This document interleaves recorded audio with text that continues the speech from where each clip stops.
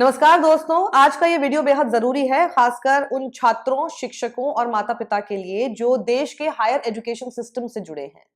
UGC यानी university grants commission ने 2026 में कॉलेजेस और यूनिवर्सिटीज के लिए नए नियम लागू किए हैं, जिनका मकसद बताया गया है जातिगत भेदभाव को रोकना। लेकिन इन्हीं नियमों को लेकर इस वक्त देश भर में बहस, विरोध और नाराजगी देखने को मिल रही है।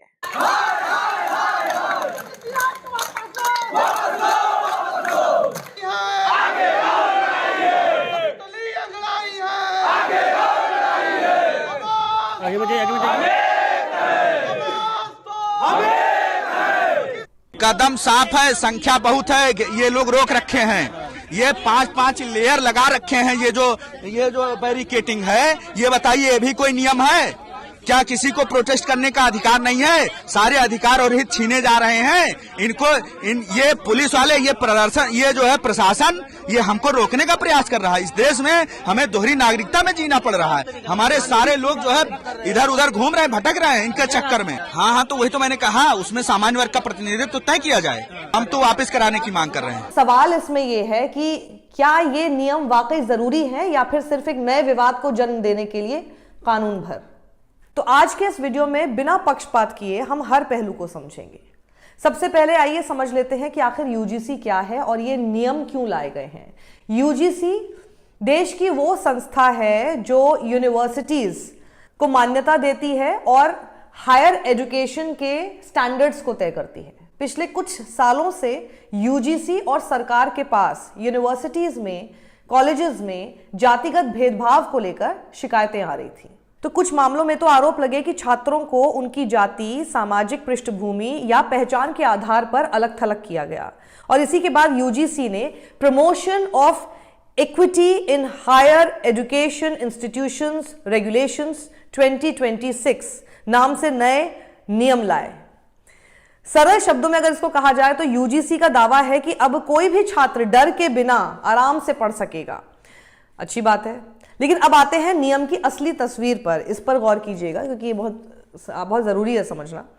नए नियमों के अनुसार हर कॉलेज और यूनिवर्सिटी में इक्विटी कमेटी बनाना अनिवार्य होगा।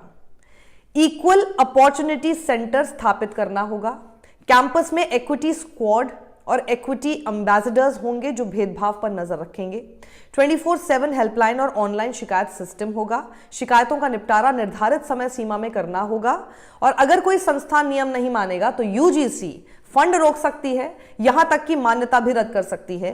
कागज पर देखें तो ये नियम काफी सख्त आपको लगेंगे और आप सोचेंगे कि ये तो बहुत अच्छा कानून है, बहुत सही बात किया है।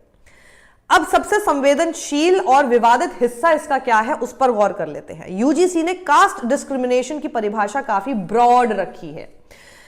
अब इसमें शामिल क्या है? सार्वजनिक अपमान, इशारों में ताना, एकेडमिक एक्सक्लूजन, अवसरों से वंचित करना, ऐसा व्यवहार जो किसी छात्र की गरिमा को ठेस पहुंचाए। अब जो इसके समर्थक हैं वो क्या कहते हैं?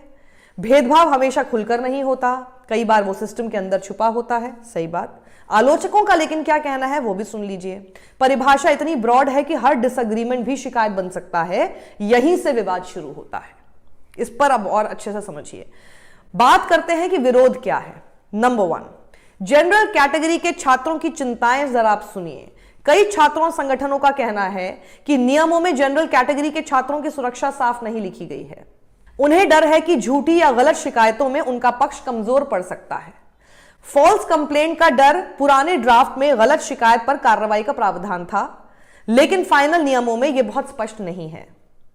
इससे डर पैदा हुआ कि नियमों का मिसयूज हो सकता है।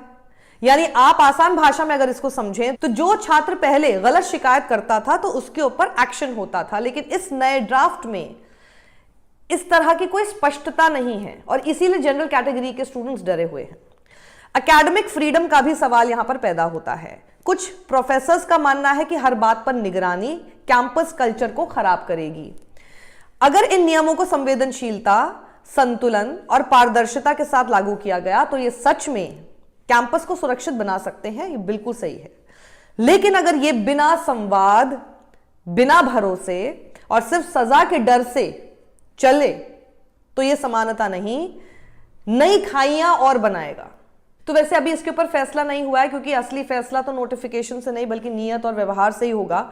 तो अब सवाल वही है कि क्या हम समस्याओं को ठीक करना चाहते हैं या सिर्फ उन्हें कंट्रोल करना। फैसला हम सबको मिलकर ही इस पर करना है।